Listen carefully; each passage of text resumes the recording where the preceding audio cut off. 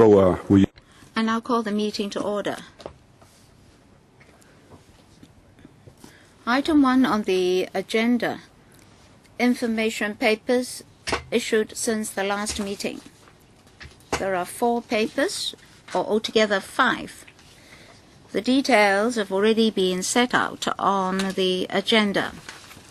I'd like to specially mention that Ms. Claudia MO on the 8th of October wrote in to request for a discussion on the illegal activities of the minibuses in Mongkok.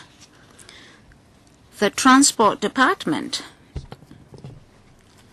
on the 29th of October responded. Well, basically, they have addressed the issues raised by Ms. Mo. Number 1, they mentioned the new initiatives.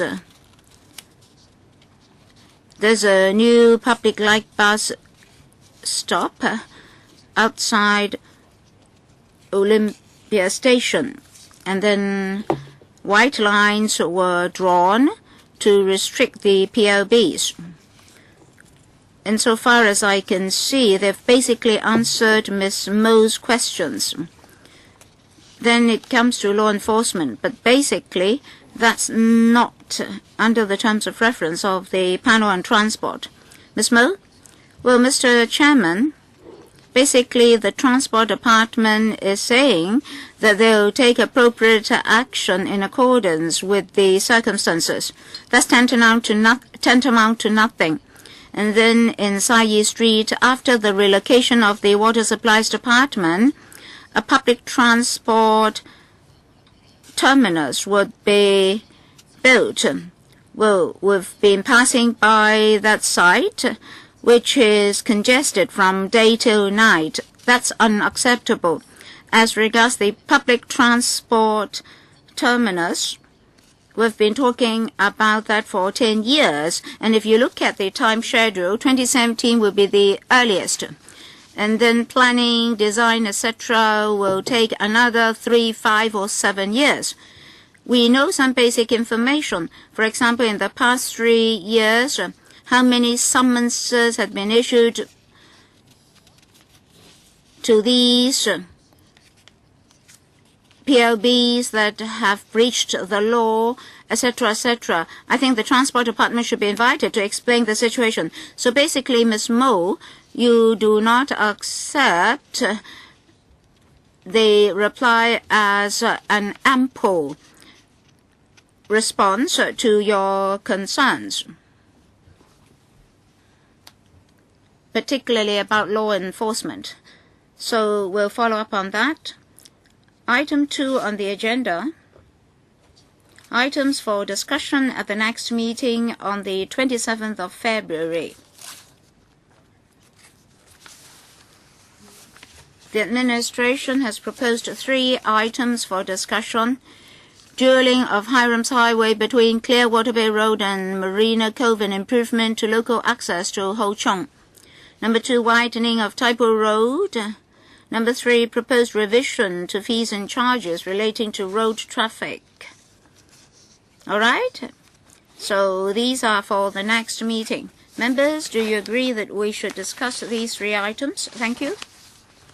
Let's proceed to item 3 on the agenda. Proposed creation of 1 permanent post in the Vehicle Safety and Standards Division and upgrading of the post of Departmental Secretary in the Transport Department is paper 270-03. We welcome the representatives from the administration. Please invite them to come in.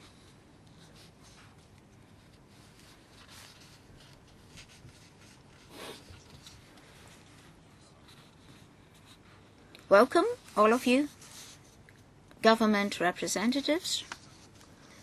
Well, I'd like to grasp our time better. The last meeting was rescheduled to today, so today we're handling the items for 2 meetings. We'll have a short break there are a lot to handle, so I really have to grasp the time well. As for this item, basically I'd like to finish it in half an hour's time. However, we need to make a decision because this item involves the establishment subcommittee. So during our discussion, please grasp your time well. When you speak, well, most members have already arrived. I'd like to draw a line there. If there are still new arrivals, I'll see what we should do. Otherwise, we can't finish the agenda items. Commissioner, would you please take us through the paper? Thank you, Mr. Chairman. Mr. Chairman, members. This paper suggests the creation of a permanent chief electrical and mechanical engineer post in the Vehicle Safety and Standards Division and one permanent principal executive officer post to be offset by the deletion of one chief executive officer. All in all, for the CEME post, vehicular technology is ever advancing. As new technology emerges, our legislation on the structure and maintenance of vehicles have to be updated, and we need new standards for assessment. Moreover, assessment of the types of vehicles has increased in complexity. Elsewhere, there will be a new assessment system. So we have to follow the regulations, framework, and procedures so as to put us on a par with the international community. And monitoring of the examination center and environmental protection work have become more complicated. We need a chief engineer to have a strategic vision, experience, and vision to take up this ever complicated work. For this, we now have a senior engineer post. On those fronts, that post cannot address the complexity and social changes in the course of development. At the same time, we propose that for human resources, internal administration, and the hotline should be upgraded from the CEO post to the PEO post. The breadth and depth of the work of the Transport Department calls for meeting of growing challenges on all fronts. For recruitment exercises, long-term manpower, etc., we need to have a review. And to address the pressure on staff members and to communicate with staff members, we need to upgrade the quality of our work. And internal administration and the hotline services, in order to meet public aspirations and departmental development, are becoming more complicated. The CEO post cannot address those concerns. We need a PEO post to have strategic planning and formulate forward-looking measures such that internal support can catch up with frontline demands. Perhaps I should stop here to take views from members. Thank you. 4 members have expressed their wish to speak. Let me calculate the time. Maybe I should be more lenient. Oh, I have 5 now. Some more members are arriving. As a start, 3 minutes per member. Mr. Mongkok, thank you, Chairman. In principle, I agree to this application. My concern is that for this creation of post and upgrading of post proposals, I understand that technology is ever advancing. In particular, we now have the electric vehicles, and taxis have been upgraded to facilitate wheelchairs, etc. And for minibuses, a few years ago, we received the proposal for an increase in the number of seats. So after creating this post and upgrading the post, will you be able to address public concerns as well as vehicular growth. In recent years, some more complicated installations running on our roads. Well, why I say installations? Because we don't know whether they should be considered as vehicles.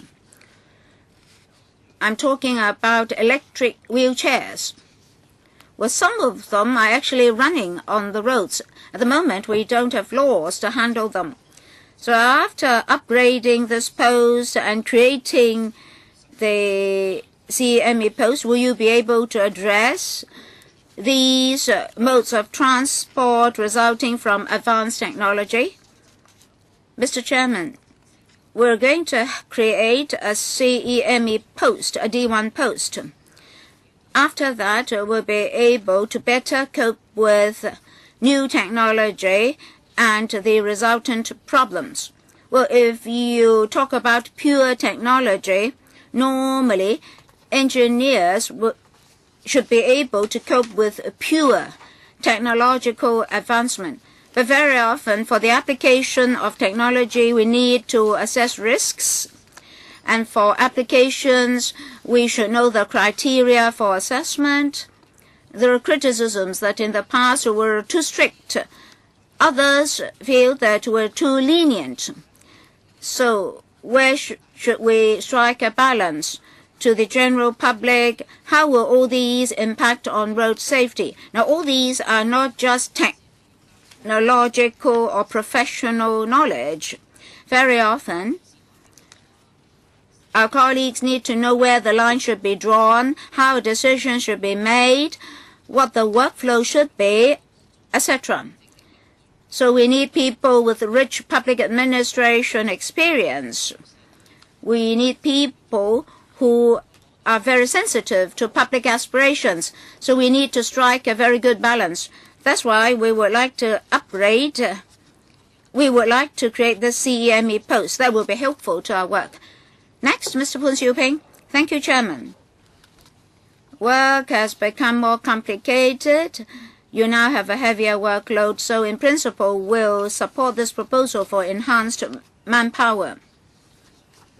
But will your proposal be able to solve your working problems? We have to wait till these two persons are in their posts. 1,507 people was mentioned in the paper. Now, with this establishment, what's your present position? For safety and standards, 150 persons. Well, basically, how will the department address the overall manpower level of the department? And then in your headquarters, from 2009 to 2010, there would be a relocation, and there will be slight operational problems, and fine-tuning will be required. Well, how slight will that be? Has the department made any preparation? All right. Do you have enough officials, enough soldiers, so to speak? Let me say something about the establishment of the VSSD, Vehicle Safety and Standards Division. We need vehicle examiners, electrical and mechanical engineers, and so forth. We need to address our workload, but with limited human resources, we've increased our manpower level. In January 2009, we have 119 people, and now we have 143 in January. The 150 mentioned in the paper is the figure as at October last year. For basic technology and professional posts, we have 7 examiners, 7 examiner testers, and an EMS engineer, and we have a senior electrical and mechanical engineer, and senior examiners and testers. All these have not increased in the past 10 years. So for engineers, this is the first time in 10 years that we've seen an increase. Well, if we just increase the number of soldiers, so to speak, but not the number of generals, so to speak, there'll be problems. In terms of policy making and leadership, the senior officers have a heavy workload. The incumbent colleagues are working very, very hard.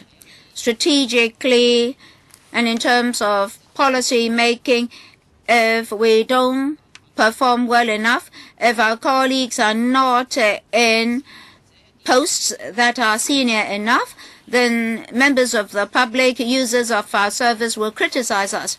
And the frontliners will be the first to bear the brunt.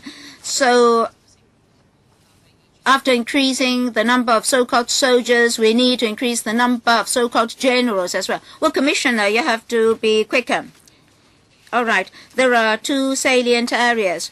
One is the Emergency Coordination Center and the Traffic Control Center. In particular, for the latter, it controls the traffic lights throughout the whole of Hong Kong as well as the LSD display boards. We need very sophisticated communications equipment, relocate them to the headquarters, assemble them again, and apply them again. And cables have to be connected from the existing control center to the new control center in West Kowloon. You can imagine that we can't do away with traffic lights. Traffic lights can't stop operating for, say, a few hours or a couple of days. These communications equipment and cables have to be fine-tuned even after testing. So that's what's in the paper. So after relocation, we'll need fine-tuning. But these are the salient areas. Well, at the start of this meeting, I said we had a long agenda. I had drawn a line already. Mr. Frankie Yip, you just came in and raised your hand. Well, I'll include you. And Mr. Tony Tse and Mr. Paul Tse as well. Oh, I really have to draw a line there. So I'll include the three of you and we'll be behind schedule. We may not be able to finish by 9:45. So I've drawn a line already. Mr. Tan Ka Piu. Mr. Chairman, for this creation of posts and upgrading of posts by offsetting, I support the proposal. Our vehicles have grown threefold in recent years, and we have so many infrastructure projects. I'm concerned about the examination center. A chief engineer is proposed.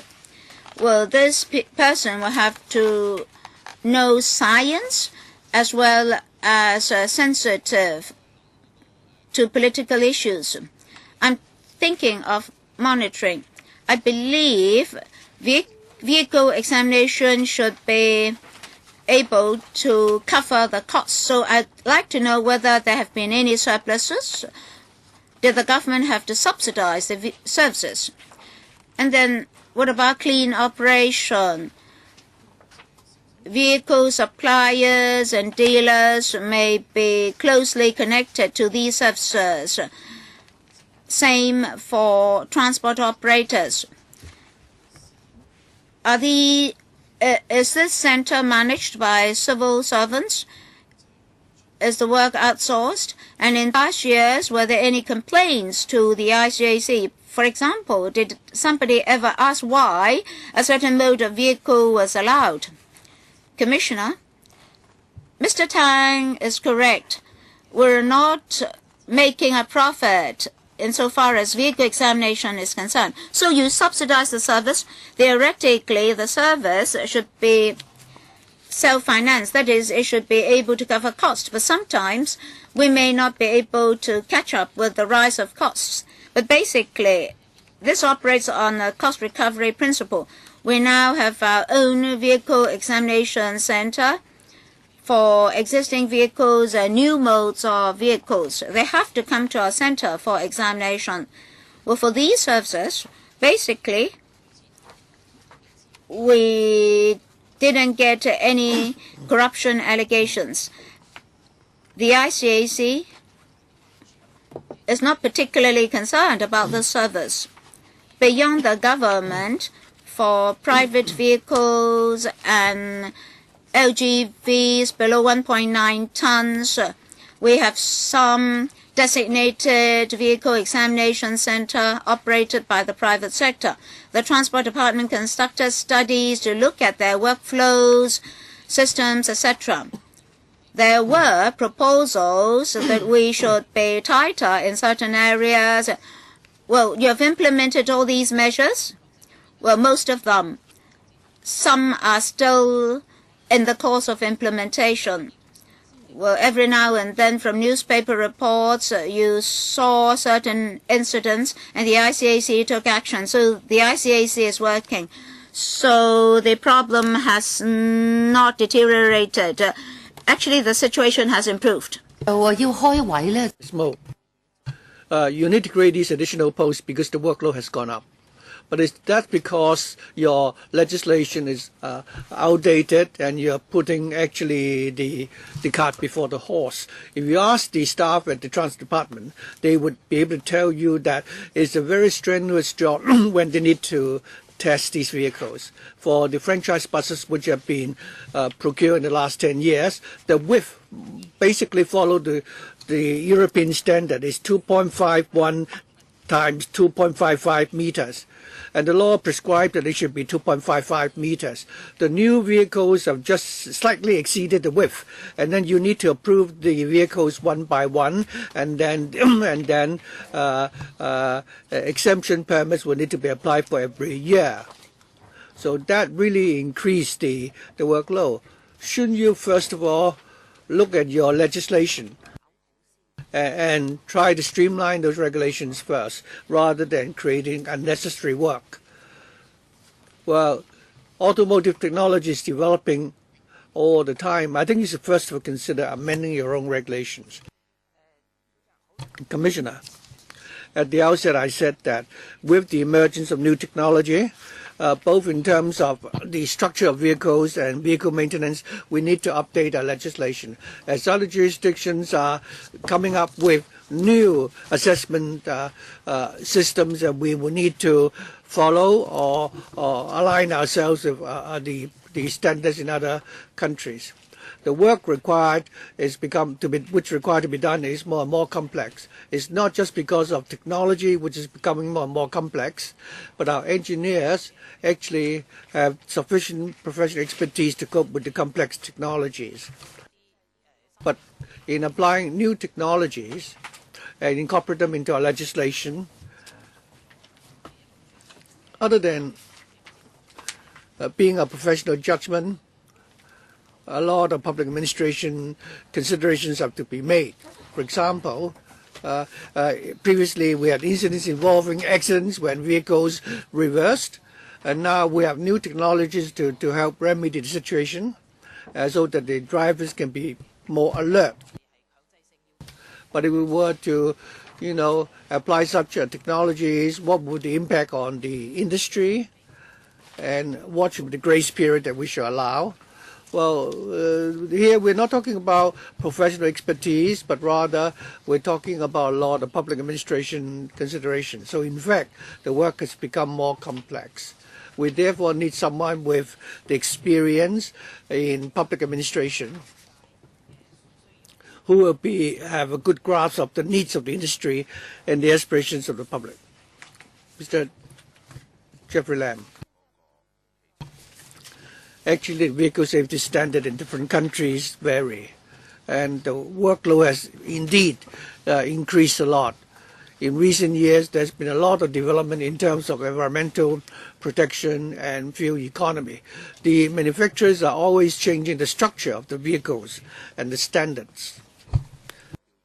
As to whether or not our standards or legislation are always falling behind, definitely that is the case. We therefore need someone who is specifically charged with the duty to see whether or not the standards will need to be changed. I therefore support the proposal. I also agree with other members that whether or not there are sufficient staff at the lower level. Having made reference to the standards in other jurisdictions, and if we were to set a new standard, take for example diesel vehicles. In Hong Kong, we follow the Californian standard and not the European standard or the standards of some other jurisdictions. I don't know what the situation has changed recently. So in terms of standards, having looked at the standards in different jurisdictions, have we adopted the more popular systems which are more widely used? For example, otherwise, even with a standard, we wouldn't be able to procure those vehicles. So in this regard, what will you do? Chairman, I think Mr. Jeffrey Lam is correct in saying that the question of prevalence or popularity is very important. We are a free port, and we do import vehicles from different parts of the world. So the consumers have the choice. Going forward, after we've created this post, our chief engineer, first of all, will need to work with the organizations which set international standards. He will also need to make reference of such international standards and review our own local legislation. And as I said, when type approval is being made, all the framework and procedures and regulations will need to be reviewed to ensure that they are aligned with international practices. And that would be the urgent work which need to be done by the person taking up this new post. Mr. Yik. Thank you. I would agree that you need to create these posts. I believe you have received my letter earlier. That is, the trade has strongly indicated that it now takes a long time for people to schedule a vehicle inspection.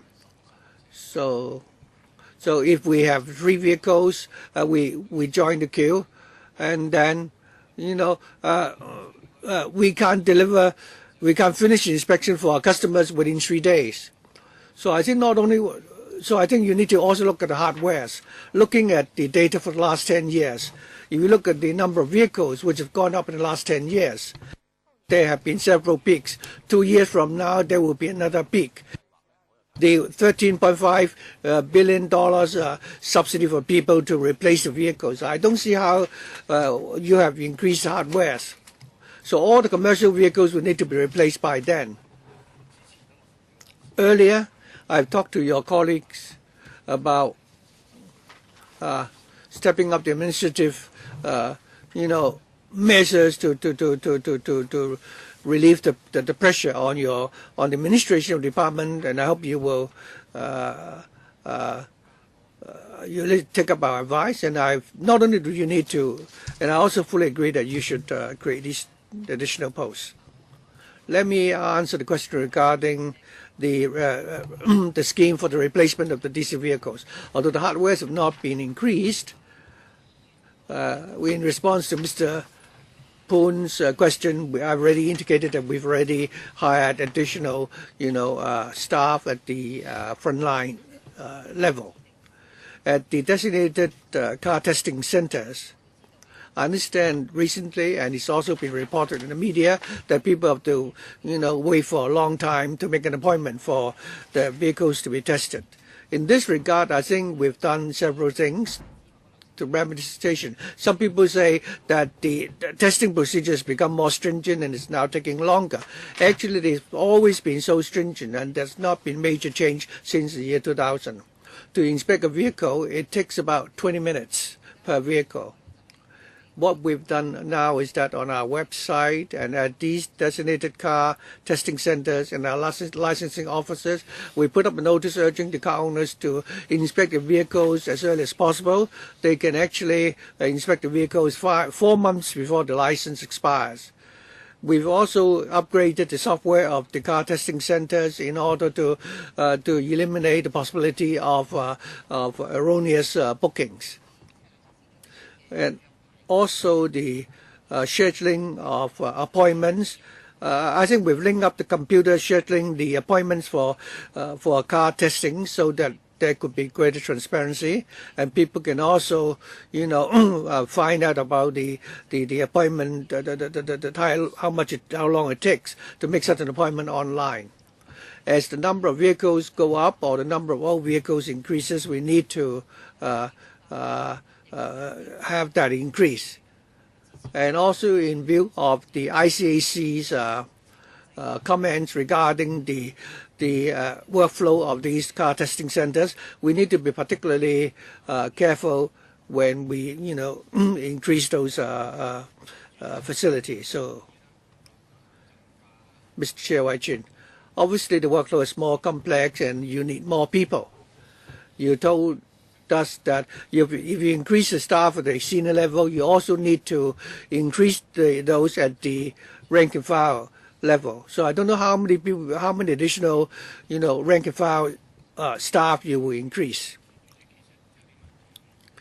You propose to grade the chief electrical and mechanical engineering grade, and you told us that as automotive technologies are becoming more and more complex. Well, this is a matter of technology, and I don't think it's directly related to the grade of the officer. And it is not the case that the more senior the engineer, the more he will know about the new technologies. So I think the engineers, for young engineers, they may know more about new technologies.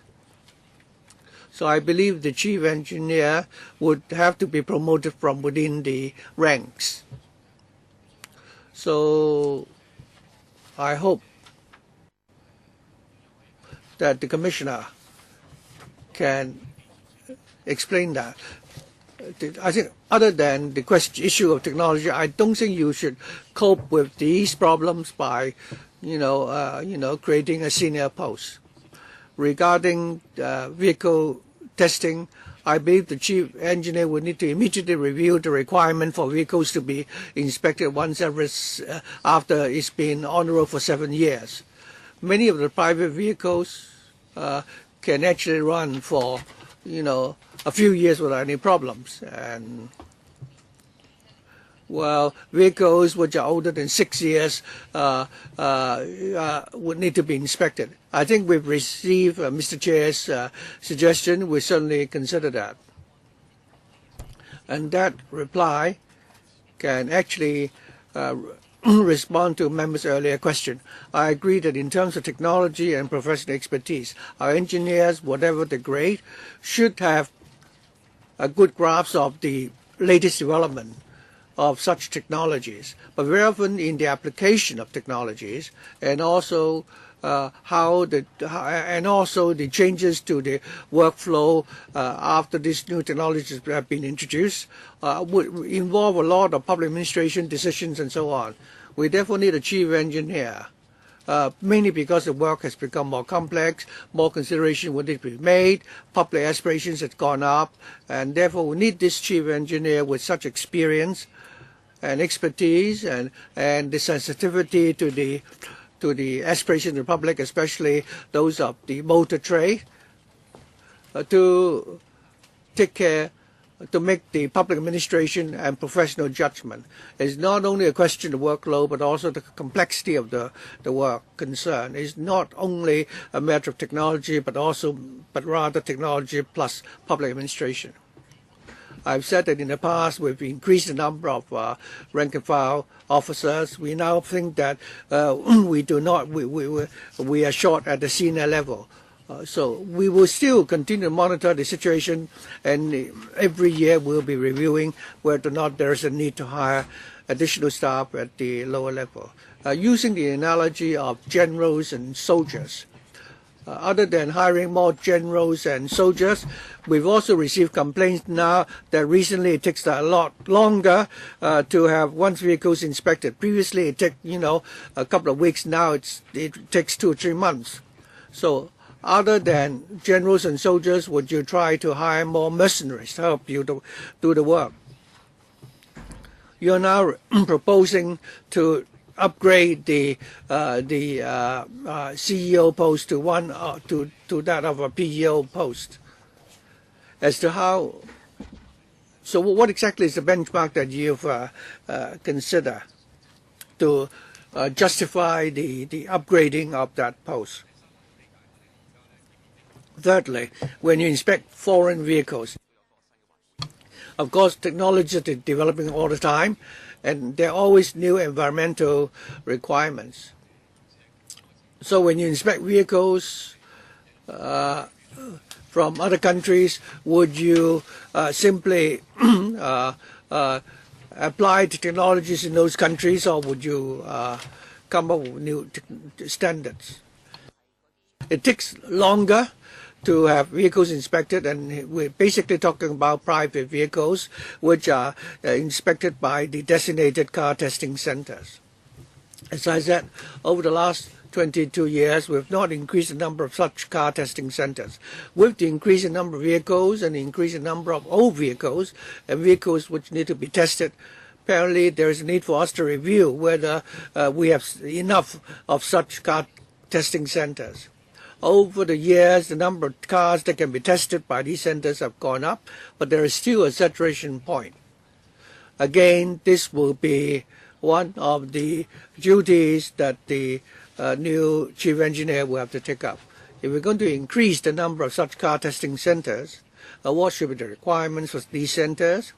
The standards have been laid down more than 10 years ago, and if we were to come up with new requirements for these car testing centers again, that would be the duty of the chief engineer.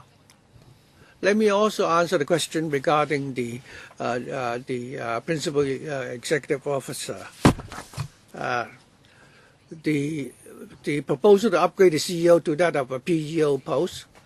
Mr. Chair is right in saying that this is not because of the increase in workload, but rather the fact that the work has become more complex.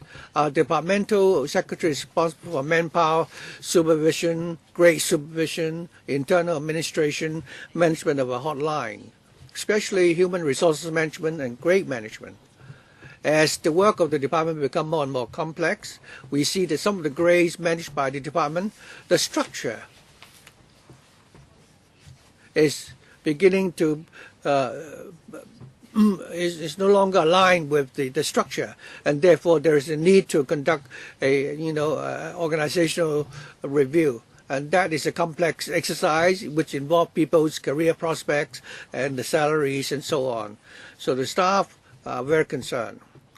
If our organizational structure does not match with the requirements, and when we talk about things like staff evaluation and so on, such work has become more and more complicated, and therefore we need a more senior officer to take up such duties. So I think I need to draw a line here. May I ask now whether or not the members agree that we should refer this paper to the Establishment Committee? Okay, may we have a show of hands? All those in favor? Those against? We have 2 against. So basically, members agree that this paper be endorsed and referred to the Establishment Committee. With that, we may now conclude our discussion on this item. And the next agenda item is the proposed extension of one supernumerary post in the Railway Development Office of the Highways Department. I'd like to invite the officials to join us. We have the Deputy Director and the Director of Highways.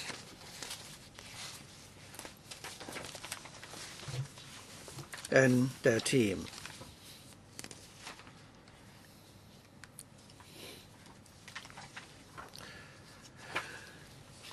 The paper is 270/1415 bracket 04 and 05. Will the administration now please walk us through the paper? Thank you. The XRL Hong Kong section is important infrastructure for Hong Kong. When completed, it will increase Hong Kong's connection with the mainland. In January 2010, the FC approved the funding for the construction of the Hong Kong section of XRL and appointed the MTRC to construct for the construction and the commissioning of the XRL. The work started in 2010. In July 2008, the FC approved the creation of a chief engineer supernumerary post responsible for the planning and implementation of the XRL Hong Kong section for a period of 7 years until the 6th of July this year. In May 2014, MTRC told us that the new target completion date for the XRL Hong Kong section will be the end of 2017. Given the need to supervise the work and so on, we propose to retain the post of Chief Engineer RD2-3 for another 4.5 years so that we can continue to implement the completion of the Hong Kong section of the XRL and the testing of the completed project. The amended timetable is rather challenging.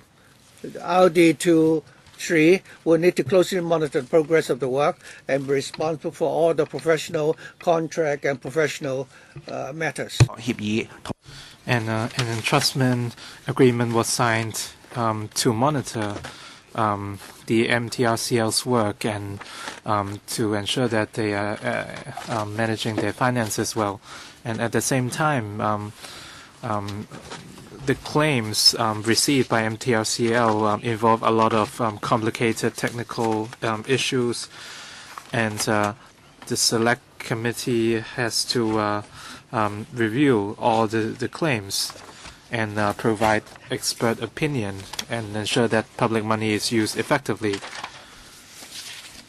And 2 years after commissioning, or 2019, the work will be completed. And this post of Chief Engineer D1 has to manage all the claims and complaints as well. And because of the above reasons, we feel the need to extend the supernumerary post of Chief Engineer D1 until the end of December 2019. Hopefully the chairman and members can support this proposal, and assuming we receive your support, the proposal will be submitted to the establishment committee of the FC. I think most of the members are here today. We have 7 members who would like to ask questions. Chan Pan, Hon Claudia MO, Michael Tian, Paul Chair, Frankie Yik. Anyone else? I will draw a line here. We have 9 members in total. 3 minutes each, please.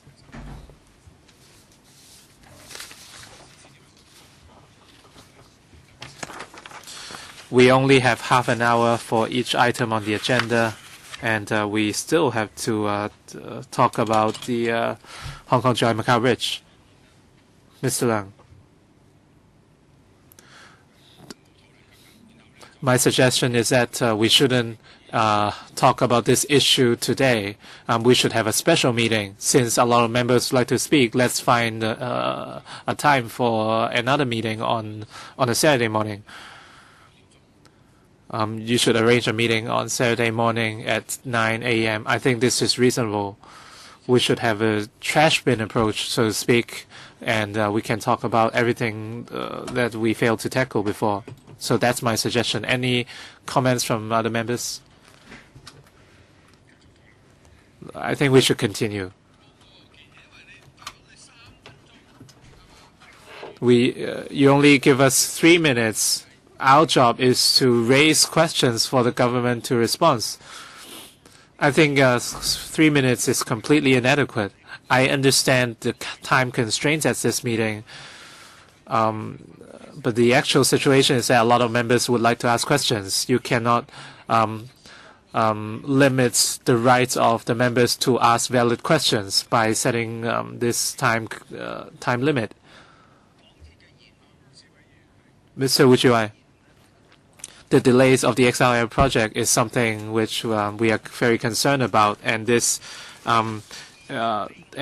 extension of posts, we have to gauge it on a cost-effectiveness approach.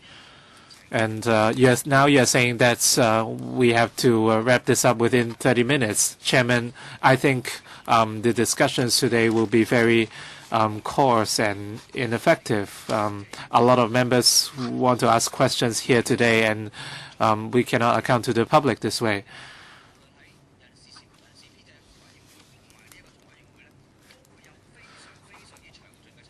And in the establishment committee and FC meetings, we will have very, very detailed inquiries. I have a question for the administration. Is there any new decisions from your side? It's clear that members feel that time is too short today. Chairman, time-wise, I think with regards to the time constraint, it's up to the chairman and the members.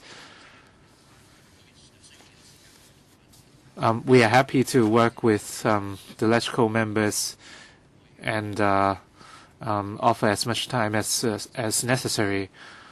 So we will talk about the Hong Kong Chai Macau Bridge as well as the policy address later today. I think we have around 2 hours for those items, right? Yes. By the time we reach the policy address part, we can talk about it. Ultimately, I believe that this is the decision of the chairman, Mr. Chairman. Chairman, this is an issue everyone is very concerned about. Can we omit or can we omit the Hong Kong Chai Macau Bridge issue today, or can we extend the meeting by half an hour today? I don't think we should have another meeting because it will lead to delays.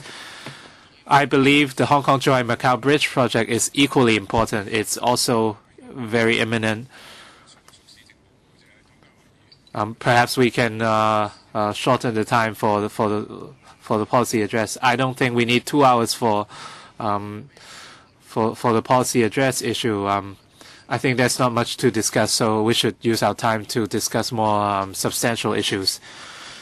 So let me count the number of members who would like to ask questions. We have 9. Frankie Yek, let's draw a line with Mr. Frankie Yek. If no one disagrees, I'll give each member 5 minutes.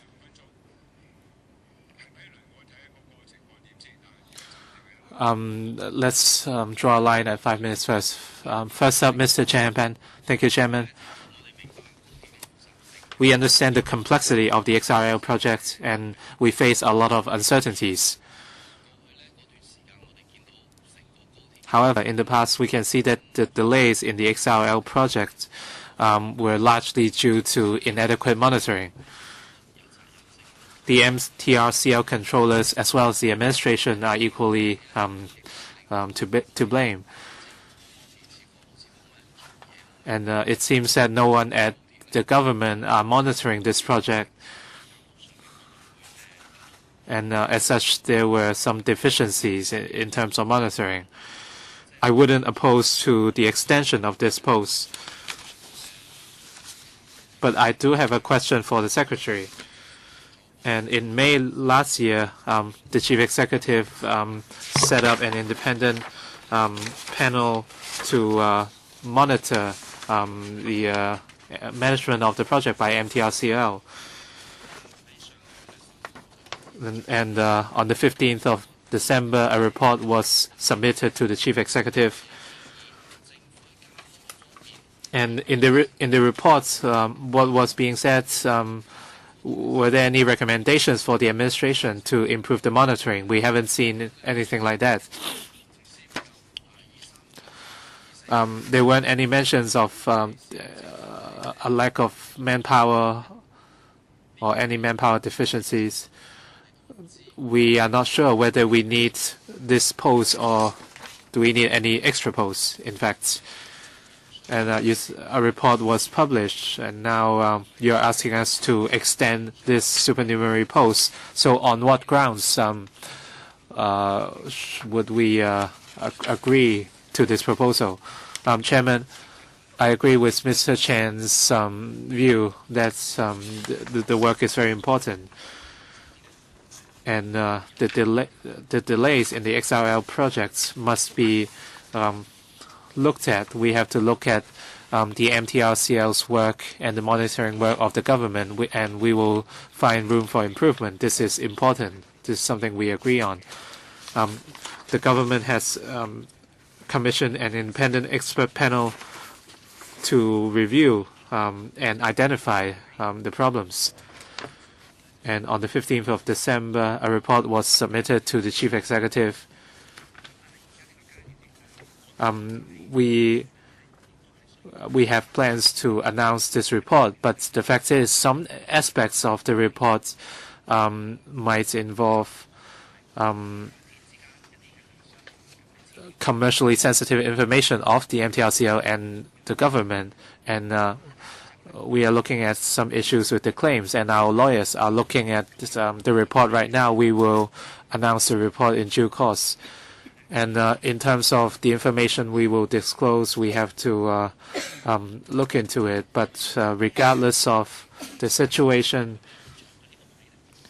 the extension of this supernumerary post would be taken up by somebody. But the only question is, what will this person be responsible for?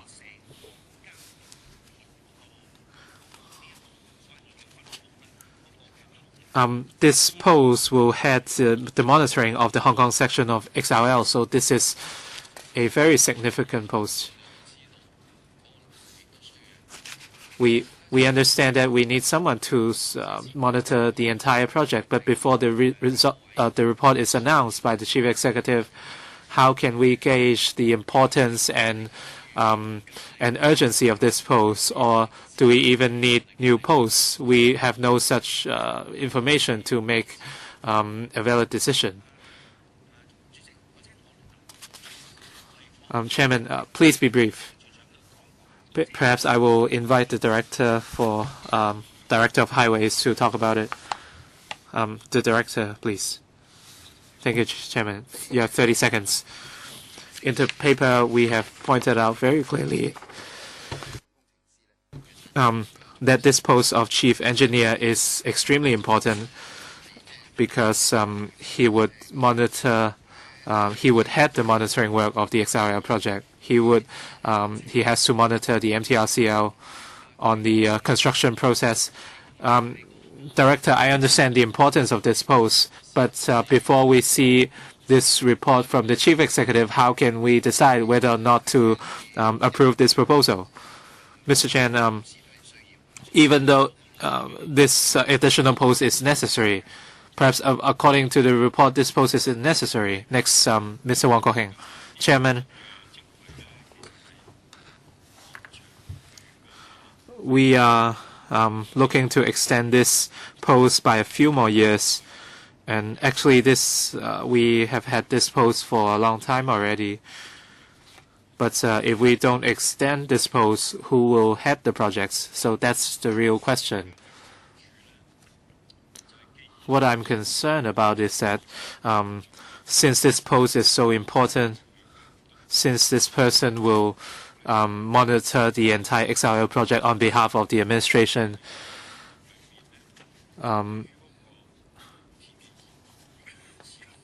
in the past, monitoring work for the XRL project was inadequate, and there were deficiencies. So can the Secretary tell us that even after extending this post, how can we enhance the monitoring quality and avoid any further delays in the future? And in terms of the entire XLL project, why couldn't this supervisor or head identify these problems earlier? And as such, we saw a lot of miscommunications. If the monitoring work was satisfactory, the administration wouldn't have to set up an independent panel to investigate the matter. So it shows that there have been problems with the monitoring. Even if we approve this extension, how can this post fulfill his responsibilities in terms of monitoring? I agree with Mr. Wong. Conceptually, we are looking at three concepts. First is the imminence of this position,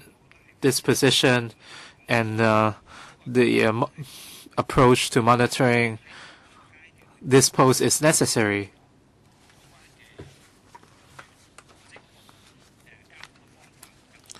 In the past, were there any problems with the monitoring? So this is exactly the work of the independent expert panel. And I think the administration and the electrical members could see whether or not there were problems in the staffing and management issues. But it's very clear that this post is indispensable. And as such, we do need to extend this post, or else we might face other negative consequences. So I completely agree with Mr. Wong's thinking. And after the report is announced, we would take on board the experts' recommendations in terms of manpower, in terms of structure. We will make the amendments correspondingly. Since this post is so important, from past experience, monitoring efforts in the past seem to be unsatisfactory, and we also have some communication issues. You said you have to wait for the report from the experts, but it's clear that these problems exist already. So what requirements will you have on this post in the future? Under Secretary, please. 1 minute. Our Bureau has the obligation to monitor the work of the Highway Department in order to prevent any future occurrences. We have to identify any possible blind spots, and as such, the Chief Executive commissioned this independent expert board to conduct a review exercise, so that we can review any or identify any problems.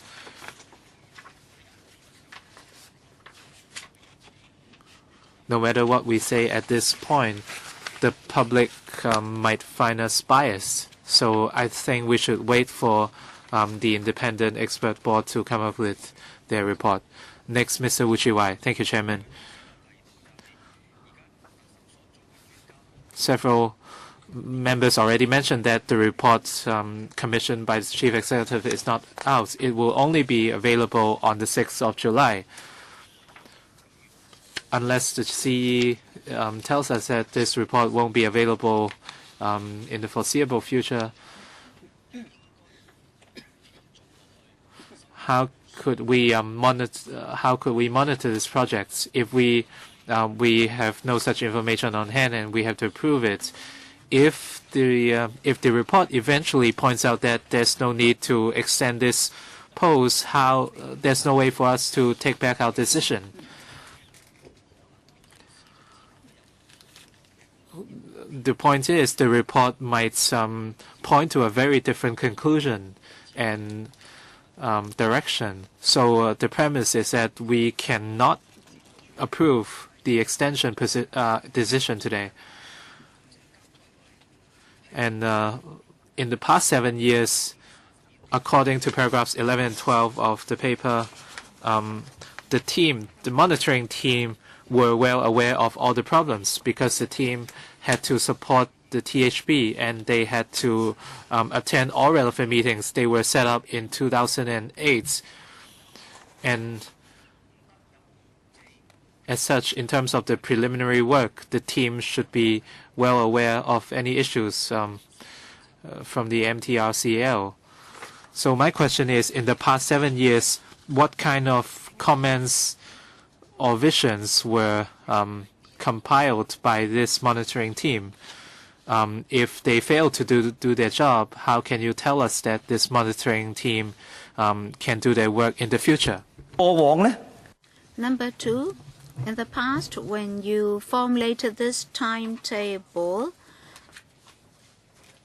according to the original agreement, you should have completed the works by August 2015. Now it will be the end of December 2019. I'd like to ask, for the whole XRL project, will the completion date be now the end of 2019? Under Secretary, perhaps I should first address part 1 of Mr. Wu's questions. Just now I made it very clear that on many occasions in the past, in this panel, members expressed a great deal of concerns and worries about supervision and monitoring, whether or not we had enough manpower and so forth. It's precisely because of that that it is essential for us to have this post. But in terms of establishment and manpower level, I believe the department can give you more detailed replies. As for Mr. Wu's questions, I'd like to defer to the director. In the paper, it's very clearly mentioned that 2017 will still be the scheduled completion time, but a number of claims have already emerged.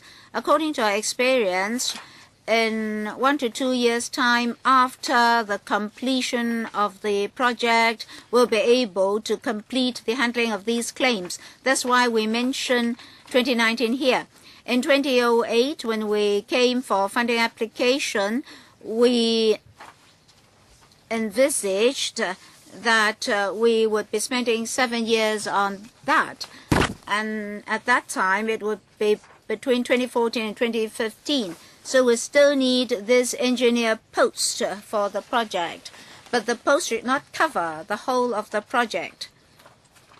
But in fact, by 2015, some other railway projects would have been completed. At that time, will the Transport Department be able to provide more manpower for this project? So we would like to review our manpower level in the middle of 2015.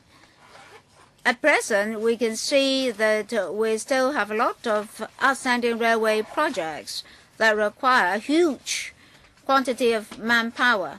So for this XRL project, we really need to have an extension of the post. Mr. Chairman, in the past 7 years, what specific proposals and vision did they offer us? They should give us a paper. Yes, they should give us a paper that set out all the details. Yes, all the details. Ms. Claudia MO, I think we're all very shocked by the slippage of the XRL project. Now you are applying for an extension, not a permanent retention of this post. Well, previously, what did you do leading to such slippage? And then with this slippage, what are you going to do? Any improvement measures? There are no answers in the paper. You ask us to wait till a report from the Independent Expert Panel IEP be released. It is unacceptable that you're not offering an explanation to us. Don't treat the LegCo as an ATM from which you can obtain cash as and when you like. I'm concerned about a dereliction of duty in terms of supervision.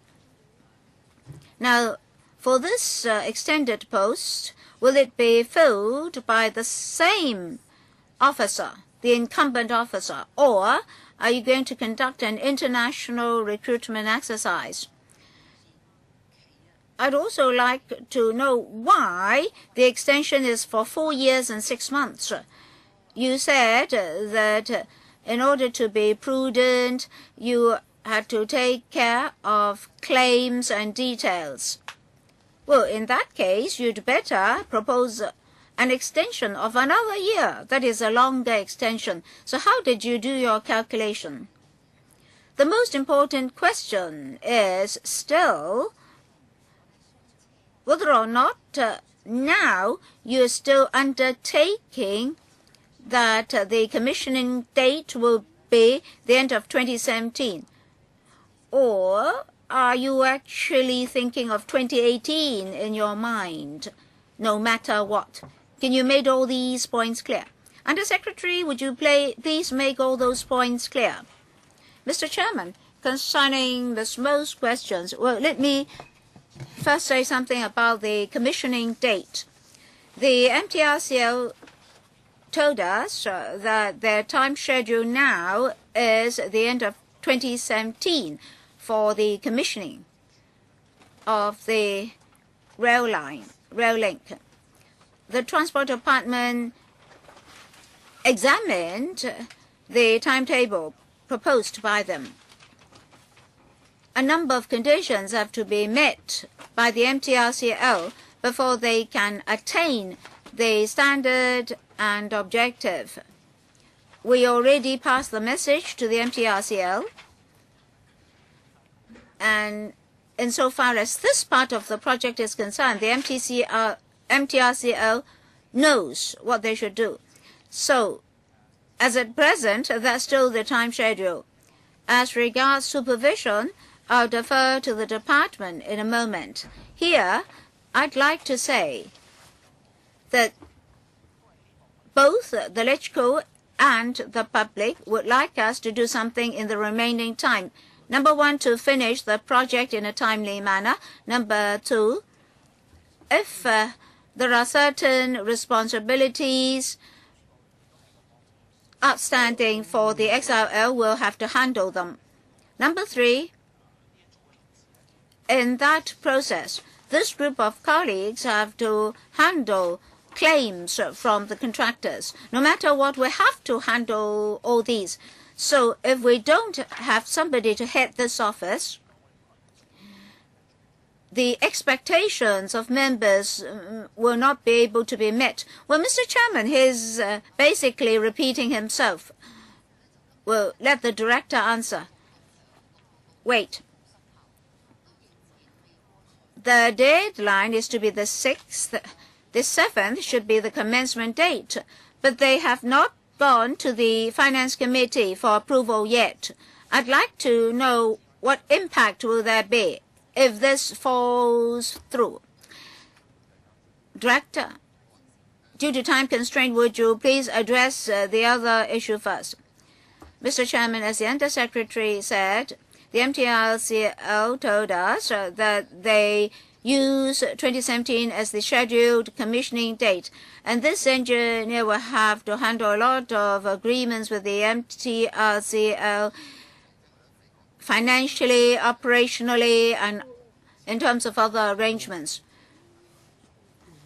Without this extension, these tasks cannot be carried out, and the Railway Development Officer's work will be affected. We don't have spare manpower to handle this MTRCL project. Time's up. Next, my turn. I'd like to ask a simple question. I don't think I need to spend all of my 5 minutes. Previously, from your responses, I understood that originally the commissioning date was 2015, and half a year before commissioning, you would no longer need this post. Well, at that time, we did not consider claims on overspending. So we planned for the best instead of hoping for the best.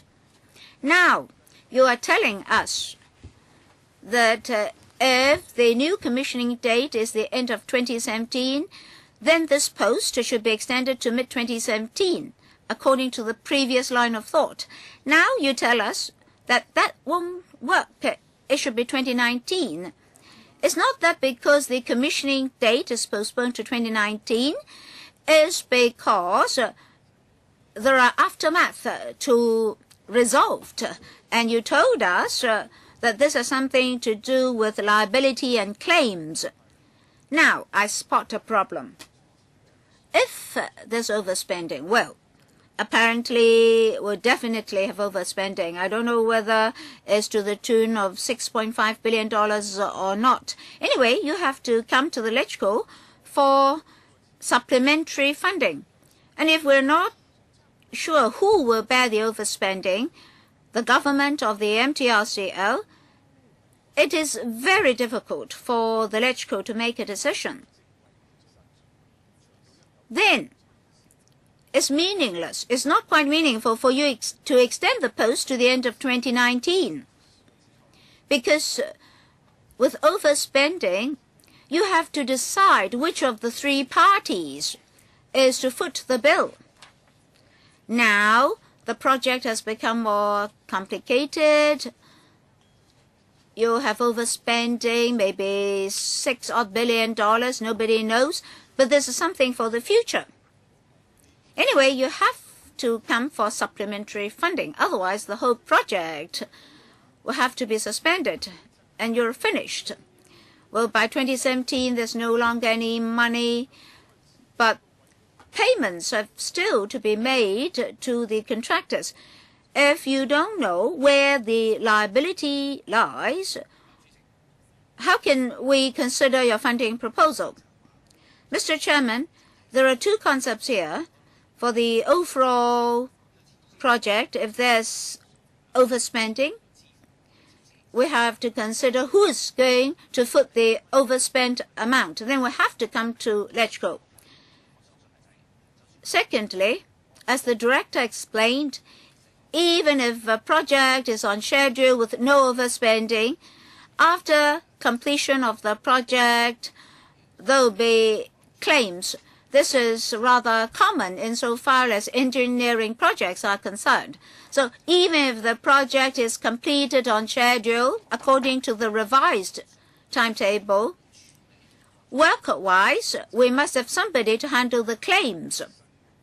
In other words, your new request now, when compared with the past one, you need to have this person for more than a year after commissioning instead of 6 months before commissioning. So why was it not 2015 plus 1 odd years?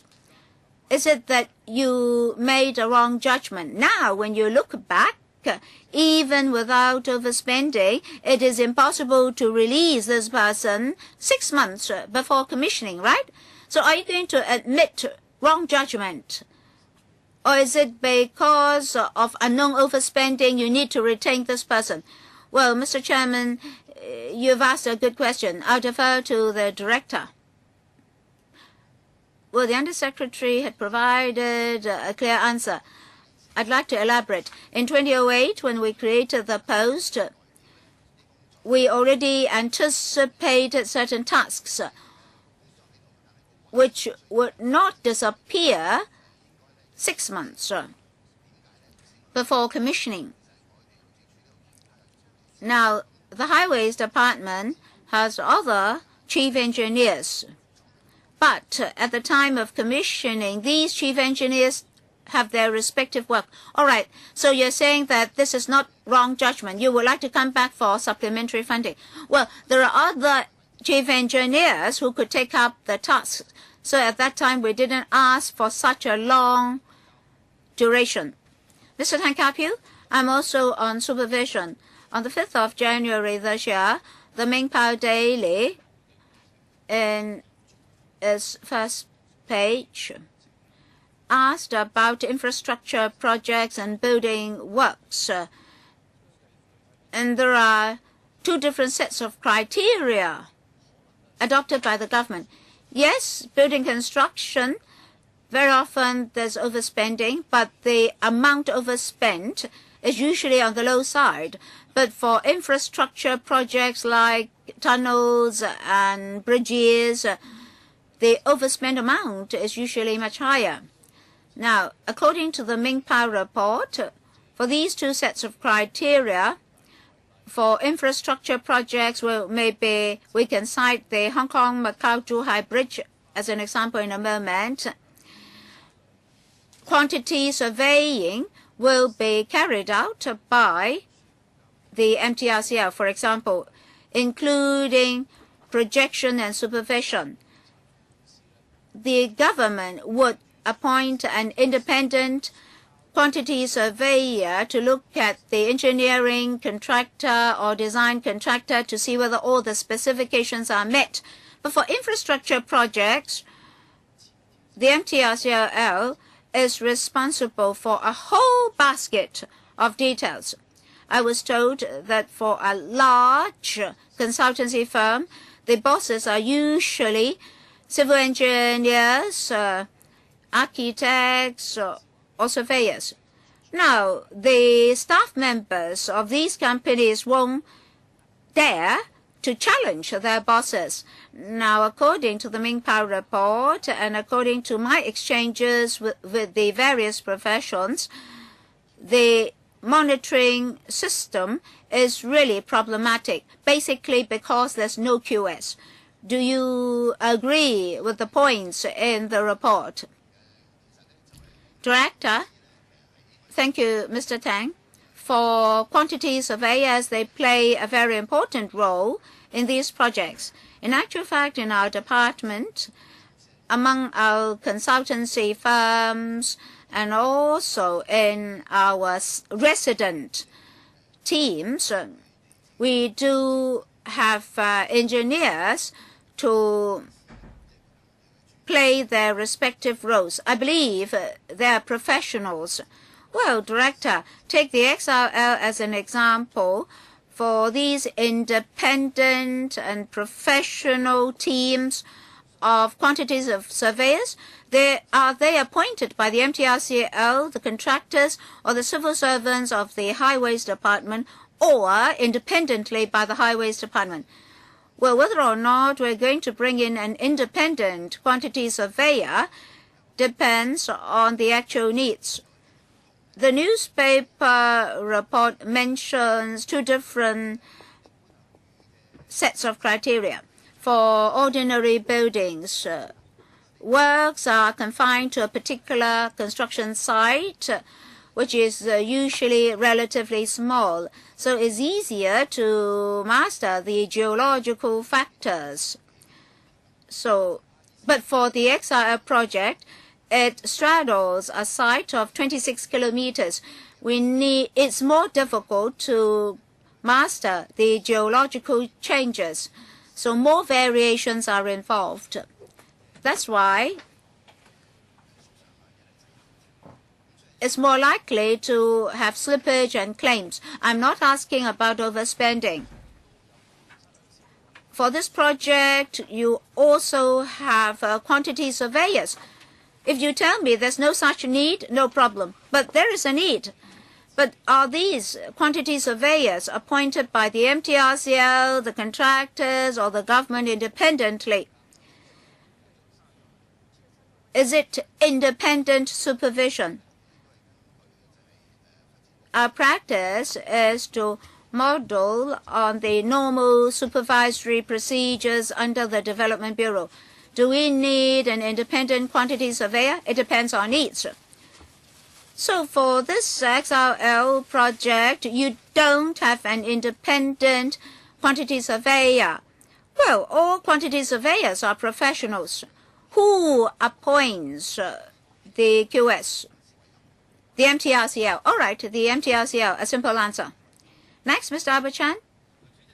Chairman, in recent years, In particular, in the past few months, we continuously received from different bureaus and departments proposals for extension of supernumerary posts, some 4+4, some 3+3, and this is 7+1.5.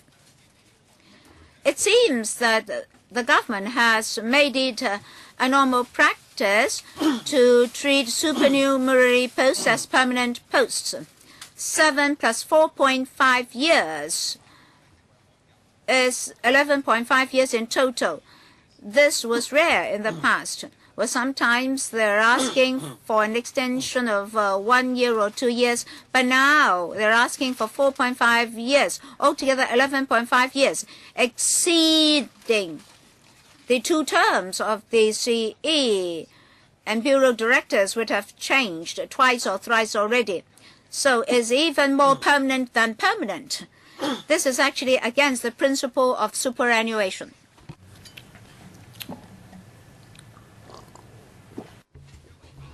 This is actually against the definition of a supernumerary post.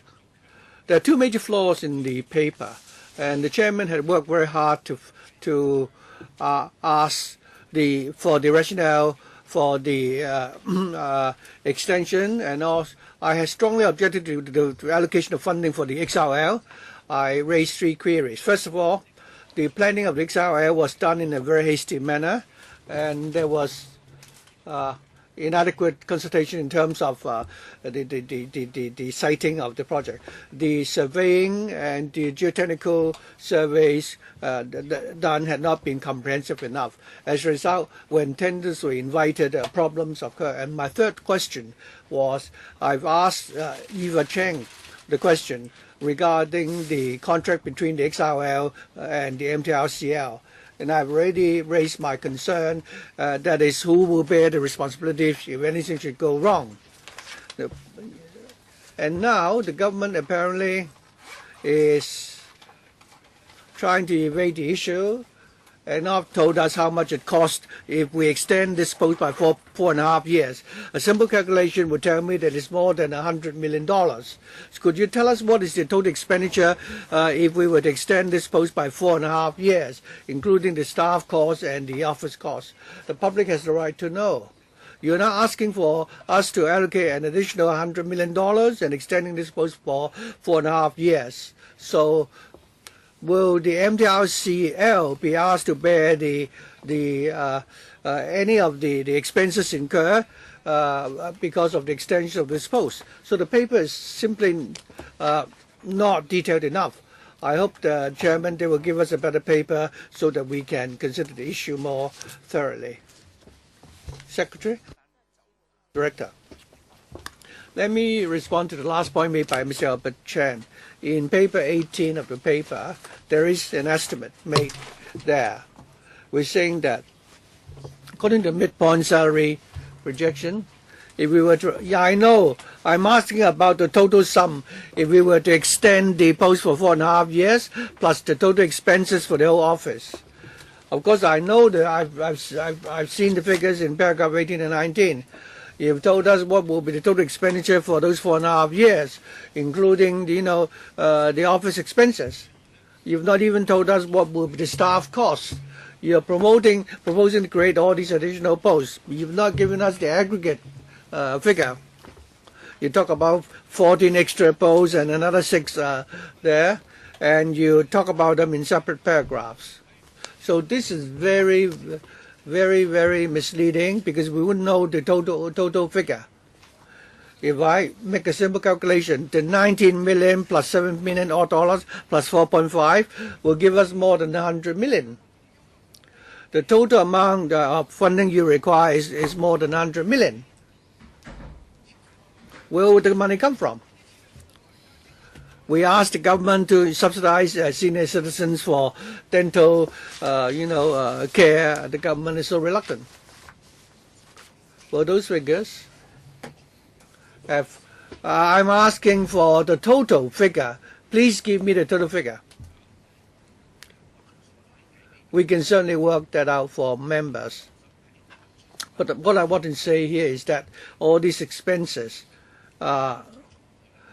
Well, given that the project will continue, Permanent Secretary, do not try to shift the focus. I asked for the total figure, and you refused to provide that figure. Simply, my guess is that the figure is simply too large. Shocking. My estimate is more than 100 million. Please give us the paper later on. Also include the office expenses which will be incurred. Chairman, I promise to provide those figures later on. According to paragraph 18 and 19, by 2019, other than the post involved for the extension of this post, what other expenses would there be? You don't have the figure today. Actually, if you add together what is in paragraph 18 and 19 and do a simple multiplication, you would be able to come up with a figure. Why don't you ask your colleagues to make that calculation? I can answer the other questions, and later on my colleagues will give you the answer.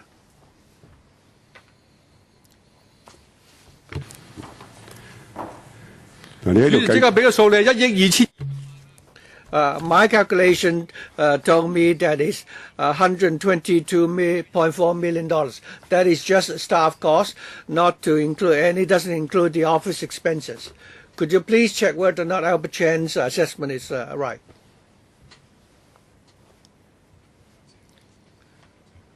Mr. Paul Chair has left the chamber. Mr. Yik also said that his question would be similar to those of Mr. Chen Yapan and also those of Mr. Wong Kwok Heng. And he would simply want me to put that on record.